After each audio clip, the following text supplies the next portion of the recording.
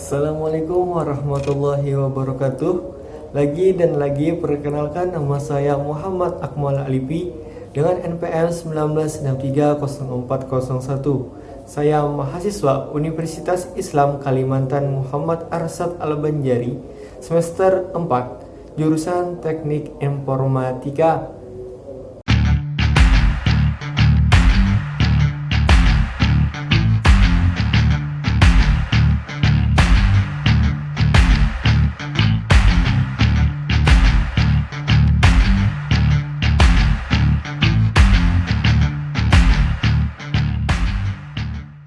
Oke, langsung saja di sini saya akan menyampaikan materi dari dosen saya sih, materi ini ya, tentang prosesor paralel. Wow, nah skip. Di sini ada model-model komunikasi, ada pemrosesan paralel adalah pelaksanaan instruksi secara bersamaan waktunya. Ada dua model komunikasi, yang pertama multiprosesor, yang kedua multikomputer. Kemudian ada taksonomi komputer paralel. Menurut Fin ada SISD, SIMD, MISD, MIMD. Next, untuk penjelasannya, untuk SISD adalah single instruction stream, single data stream,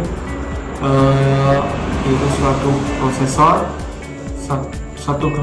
satu instruksi stream, data disimpan di satu memori, disebut uniprosesor.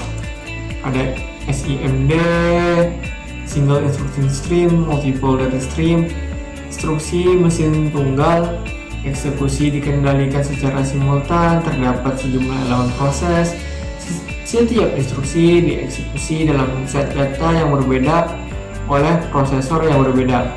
Yang termasuk SIMD adalah array prosesor dan vektor prosesor. Sifat komputer SIMD adalah yang pertama, mendistribusikan pemrosesor ke sejumlah hardware. Yang kedua, beroperasi secara bersama-sama pada beberapa elemen data yang berbeda. Yang ketiga, menjalankan komputasi yang sama pada semua elemen data. MISD, satu aliran instruksi, banyak aliran data, dan belum dapat diimplementasikan dengan baik. Oke. MIMD terdiri dari sejumlah set prosesor, terdiri dari sejumlah set data yang berbeda secara simultan, mengeksekusi urutan instruksi yang berbeda. Sifat komputer MIMD, sifatnya yang pertama, mendistribusikan pemrosesor ke sejumlah pemrosesan. Yang pertama, mendistribusikan pemrosesan ke sejumlah prosesor independen. Yang kedua, membagikan sumber termasuk memori utama ke prosesor independen.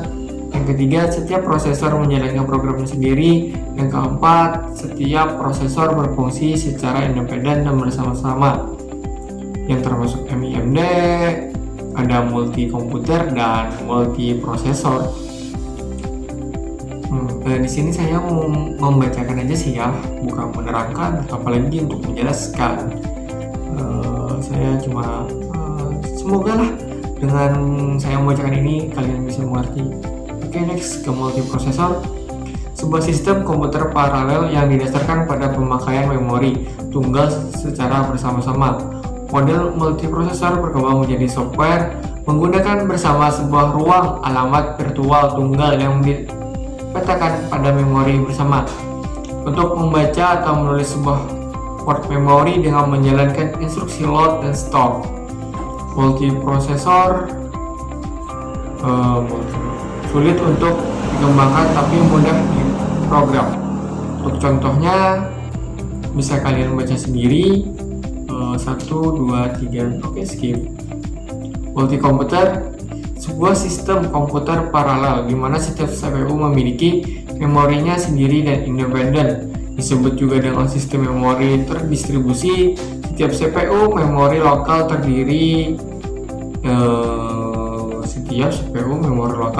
sendiri yang bisa diakses dengan hanya menjalankan instruksi load dan store. tetapi tidak bisa diakses oleh CPU lain. Multikomputer memiliki ruang alamat fisik per CPU. Multikomputer mudah untuk dikembangkan tapi sulit diprogram. Untuk contohnya sama kayak tadi, silahkan kalian baca sendiri dalam waktu 3, 2, 1, skip. Kombinasi multiprosesor dengan multikomputer. Yang pertama, rancangan yang dapat diskalakan, rancangan komputer paralel yang maaf ya kalau seandainya ada kepleset yang dapat terus beroperasi dengan baik sebanyak apapun CPU diparalelkan. Sulit. Kedua, distribute share memory DSM.